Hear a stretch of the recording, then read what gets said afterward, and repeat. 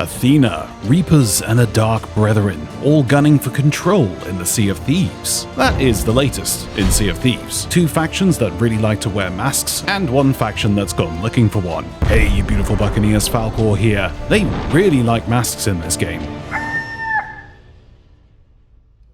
So I think I've given you peeps enough time to run through the new adventure without spoiling anything, and like most of us, you probably did it naked with default emotes. But hey, that's part of the fun.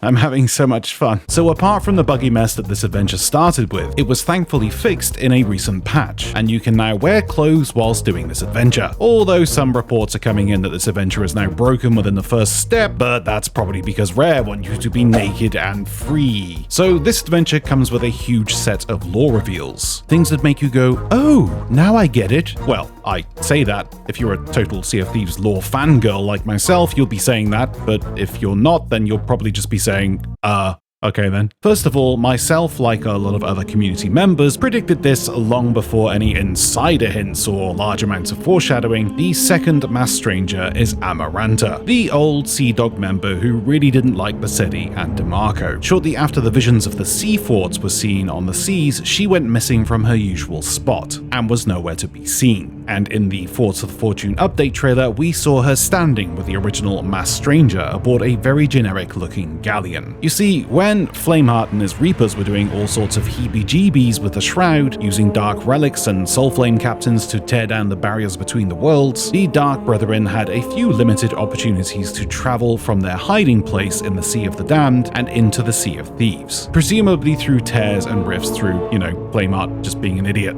But since the Reapers were defeated and the fog was rolled back and your precious and pointless golden sands were saved, the Dark Brethren were cut off, leaving Amaranta alone to fend for herself, with only a chest of wondrous secrets to communicate with her new trusted allies. With the help from some reskinned Reaper phantoms, she was able to create an artifact that helps herself and the Dark Brethren to travel between the worlds at will. A mermaid staff with a Gold Hoarder's skull strapped to it. And this is why I love the Dark Brethren. The Pirate Lord, for example, sends out an entire fleet of legends to kill the most notorious sea creature within the seas, takes on the help of Bell, Merrick, Pendragon, and any others willing to help to retrieve an ancient mask thought to be forgotten, but the mask required 3 stones of power, and together with friends by our side, we fought back the evil forces and retrieved the stones, bringing forth the power of the Veil, and thus giving anyone who wields it the power to pass between worlds.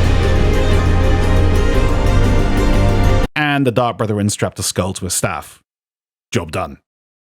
So it turns out the Gold Hoarder had in fact been in possession of 2 Veil stones all this time. His eyes. His infatuation with gold allowed him to peer through the veil and witness the gold in both the living world and the afterlife. Does this mean the Gold Hoarder is dead though? Well, no.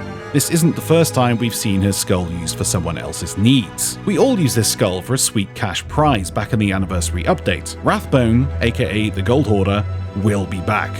Trust me. But it appears that Wanda, the other mass stranger, is up to Flameheart's dirty tricks. She sees herself as the leader of villains, and much like how Flameheart lured her in with the promise of victory and riches vast, she is now doing the same with Amaranta, adopting her as her new sister, and dropping hate comments to her old sibling. This is one thing I really didn't understand. There was no sense of loyalty at all between these two sisters, and all of a sudden, the mass stranger is sending her hate mail? Not really enough foreshadowing here, I think. Speaking of foreshadowing, Aramanta says that she needed to go into hiding because everyone blamed her for DeMarco's death. 2 problems with this. Firstly, Amaranta went into hiding and was part of the Dark Brethren whilst DeMarco was still alive and sat at his tavern. Secondly, the mystery for DeMarco's death has in no shape or form been hinted at that Amaranta was in any way involved. So unless you are all well versed with the lore and have been playing since 2019 anniversary update and,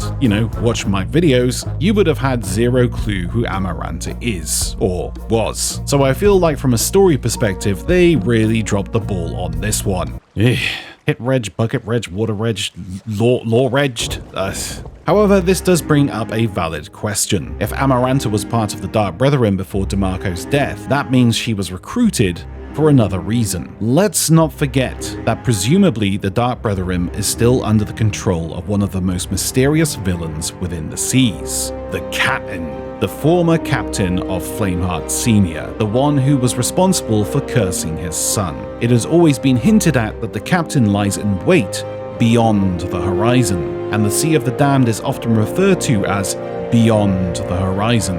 In fact, in the Pirate's Life Tall Tale, the captain did say that once the Dark Brethren were successful in tearing down the walls between the worlds, he would make sail on the fastest tide. So therefore, it's fair to assume that the captain has been within the Sea of the Damned this entire time, waiting for his time to strike. And now, the Dark Brethren kidnap a man that is known for his fables and storytelling. Storytelling which I might add has always come true, and as Bell says, he knows more than he thinks. Does Merrick know the location of the captain within the Sea of the Damned? And is the masked stranger trying to locate him, or perhaps defeat him to take ultimate control of the worlds? Think about it. What's the best time to add the fabled captain to Sea of Thieves? In the Captaincy Update.